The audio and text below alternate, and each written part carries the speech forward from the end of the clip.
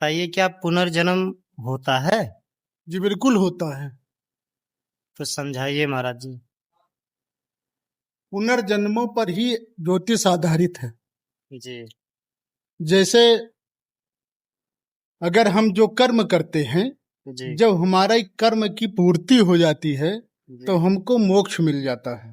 जी ठीक है। जी अब जब हमारा कर्म अधूरा रहता है जी तो इस धरा पे हमको बार बार आना पड़ता है। जी दूसरी चीज कि बहुत सारे लोगों का सवाल भी आता रहे, मिलते भी हैं, हजारों लोग दिन में मिलते हैं हमसे। जी कहा गया है कि अभी मैं सच्ची घटना आपको बताऊं, आप आश्चर्यजनक रह जाएंगे।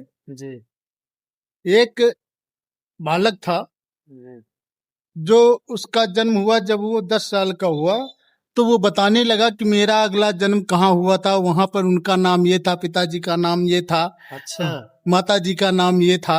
जी और जब सब लोग गए तो वही चीजें वहां पर साक्षर बिल्कुल सही मिली।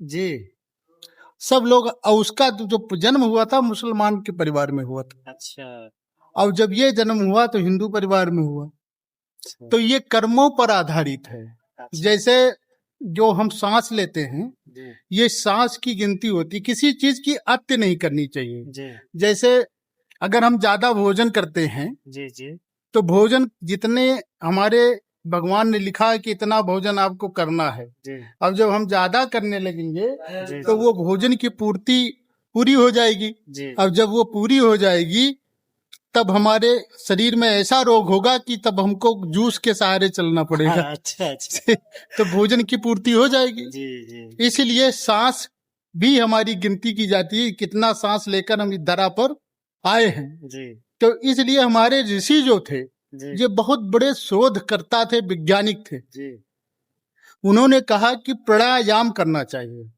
जी प्राणायाम करने से जानते क्या होता है?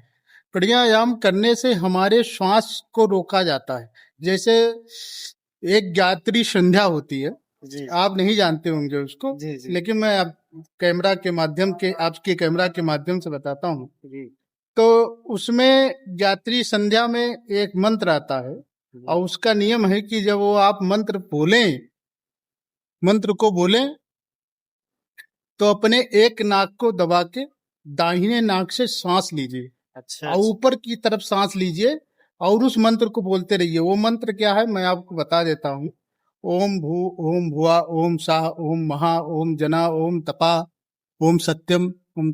फिर गायत्री मंत्र आ जाता है। गायत्री मंत्र हम बोल नहीं सकते क्योंकि गायत्री मंत्र मन में जपा जाता है। जी जी ठीक है। जी तो गायत्री मंत्र के बाद में तब ये जब तक ये मंत्र चलेगा जी तब तक आपको सांस अंदर की तरफ खींचना है, अच्छा और फिर नाक को बंद करके जी सांस को रोकना है, तब फिर ये मंत्र को बोलना है। जब तक ये मंत्र चलेगा तब तक सांस रुकी रहनी चाहिए, और फिर उसके बाद में सांस को बाएं छिद्र से आपको छोड़ना है, और धीरे धीरे छोड़ना है। जब तक ये मंत्र चलेगा तब तक आपको छोड़ना है। तो जब ये तक तीनों सांस को लेते समय भी बोलना है और रोकते रोकना समय, उतने समय जितना समय वो मंत्र पूरा ना हो जाए, हाँ, और फिर छोड़ना भी वैसे है। छोड़ना भी वैसे है। जी तो ये तीनों प्रक्रिया करने में कम से कम 1 मिनट का समय लगता है। जी अगर जो रोज करते होंगे उनके लिए, जी नहीं तो कम से कम मान के चलिए 3 मिनट। जी जो नहीं जानते उनको 3 मिनट का समय लगता है। जी जी तो ये धीरे धीरे प्रक्रिया जो रोज करते हैं जी वो बढ़ाते जाते हैं, तो अपनी सांस को रोकते जाते हैं, और अंतिम समय ऐसा आता है कि वो 10-10 मिनट, 15-15 मिनट, मुझे तो ऐसे लोग मिले हैं जो आधा आधा घंटा अपनी श्वास को रोक लेते हैं। अच्छा आधा आधा घंटा, ताज्जुब आप करोगे कि कैसे रोक लेते हैं। जी लेकिन ये प्रैक्टिस होती है। जिस चीज की हम प्रैक्टिस करेंगे वो हमारे अंदर साक्षर होता जाएगा, उसकी शक्ति हमको प्रदान होती जाएगी। जैसे बहुत लोग एक्सरसाइज करते हैं, देखिए जिम जाते हैं तो बॉडी बनाते हैं, बॉडी बिल्डर बनते हैं। जी जी तो वो क्या करते हैं, हाथ की एक्सरसाइज ज्यादा करते हैं, खींचते हैं, जी सब दबाते हैं, मतलब कि उनकी बॉडी तब मोटी होती चली जाती है, वो उसमें बल आता चला जाता है। जी इसलिए आप जो भी कार्य करेंगे जी उस कार्य में पूर्ति होगी। जी ठीक है। वो कार्य आपका पुष्ट होगा, और पुष्ट होने के कारण से वो जीवन आपका धन। इसलिए सांस रोकना भी बहुत जरूरी है। और पुनर्जन्म की जो बात आप कहे, जी। बिना पुनर्जन्म के कोई धरा पे आएगा ही नहीं, अच्छा अच्छा।